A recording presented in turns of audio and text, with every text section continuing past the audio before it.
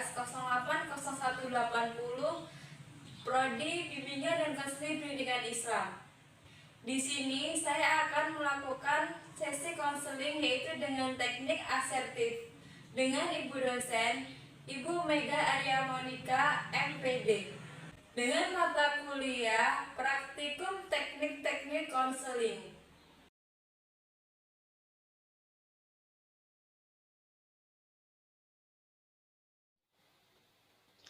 Teknik Konseling Assertive Training.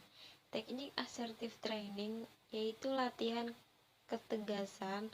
Latihan asertif merupakan latihan keterampilan sosial yang diberikan pada individu yang diganggu kecemasan, tidak mampu mempertahankan hak-haknya, terlalu lemah, membiarkan orang lain merongok dirinya, tidak mampu mengekspresikan amarahnya dengan benar dan cepat tersinggung.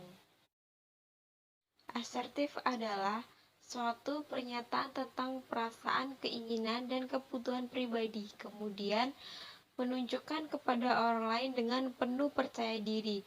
Tujuannya yaitu yang pertama, mengajarkan individu untuk menyatakan dirinya mereka dalam suatu cara sehingga memantulkan kepekaan, perasaan, dan hak-hak orang lain. Dan yang kedua, meningkatkan keterampilan behavioral sehingga mereka bisa menentukan pilihan apakah pada situasi tertentu perlu diperlakukan, seperti apa yang diinginkan atau tidak.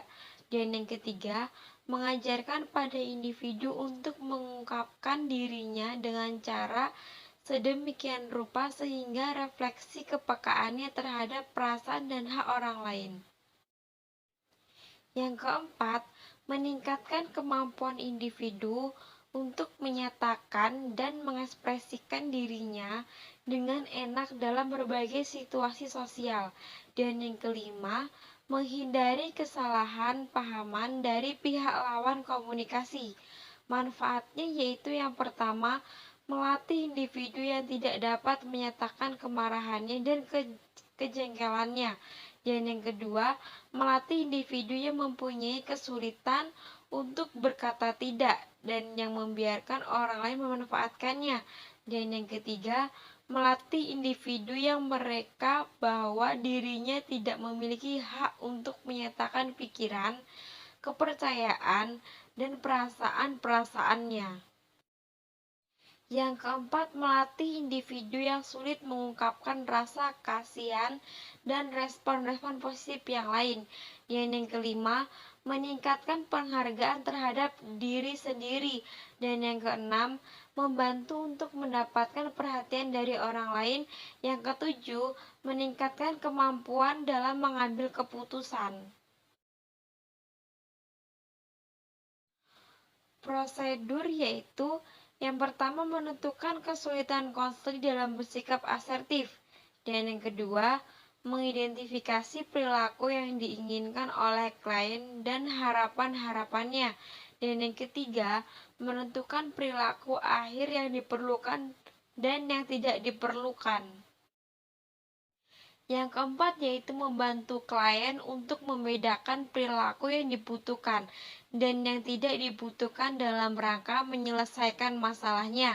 Dan yang kelima, mengungkapkan ide-ide yang tidak rasional, sikap-sikap dan kesalahpahaman yang ada di pikiran konseli. Dan yang ketujuh, menentukan respon-respon asertif atau sikap yang diperlukan untuk menyelesaikan permasalahannya melalui contoh-contohnya.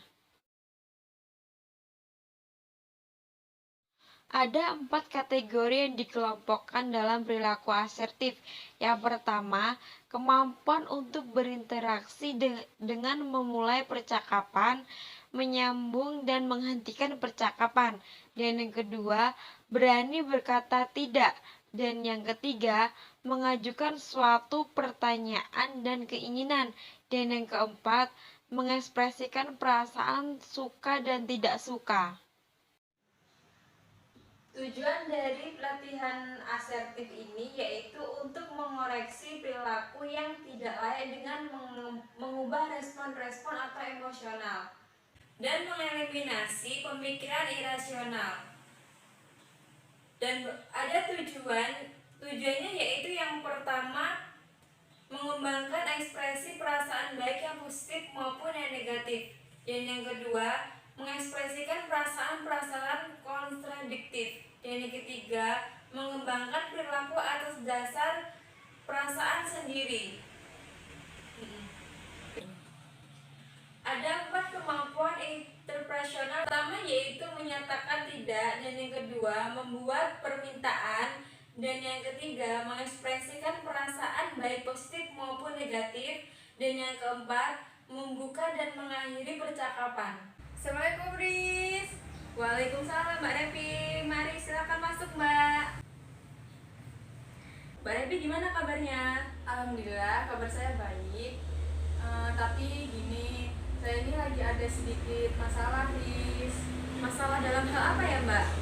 Jadi gini, Riz, di sini aku tuh mau cerita-cerita. Kira-kira kamu ada waktu nggak? Oh iya Mbak, ada kok Mbak, ada waktu. Mau cerita apa ya Mbak? Masalahnya tuh gini nih, Riz, aku tuh bingung kan sama diri aku sendiri. Aku tuh sering banget kalau di kosan tuh dimintain tolong sama teman, dan aku tuh nggak bisa ngomong enggak gitu sama teman, karena tuh aku tuh takut dikucilin sama takut nggak ditemenin. Kira-kira gimana ya, Riz ya? Gitu ya Mbak. Kalau menurut saya itu Mbak harus mengatakan bahwa Mbak itu sulit untuk berkata tidak gitu ya Mbak. Terus agar tidak benci dengan orang dan dikucilkan gitu kan. Iya, Riz, jadi tuh saya berpikirnya kan gini, kalau misalkan saya bantu teman, saya jadi banyak teman gitu kan. Apalagi saya di sini kan dari luar kota, jadi tuh harus banyak menjalin pertemanan gitu. Tapi ini nggak tahu kenapa semakin mereka banyak minta tolong ke aku, itu mereka tuh nggak ngelihat kesibukan aku lagi apa, lagi sibuk apa gitu, Riz. Gimana ya kira-kira? Iya, saya mengerti dengan apa yang Mbak Revi rasakan. Intinya Mbak Revi itu kan tidak enak dengan teman Mbak ya, dan takut untuk dikucilkan. Jadi Mbak Revi itu tuh dapat menolak ajakan, terus temannya itu dengan kalimat maaf gitu Mbak. Sebenarnya saya pun juga sibuk gitu, jadi saya tidak bisa membantu dengan nada dan intonasi yang santai gitu Mbak, dan tenang cara jawabnya Mbak Repi gitu. Oh, jadi gitu ya, Riz ya. Oke deh, nanti saya akan coba. Iya, coba Mbak Repi mengucapkan kalimat buat menolak ajakan temannya itu ya Mbak ya. Ya. Baik, makasih ya, Riz ya, udah memberikan saran kepada saya. Iya, sama-sama Mbak. Kalau gitu aku pamit pulang dulu ya, Riz ya. Terima kasih ya, Riz. Oh iya Mbak. Assalamualaikum. Waalaikumsalam Mbak Repi. Demikian video dari saya akhiri. Wassalamualaikum warahmatullahi wabarakatuh.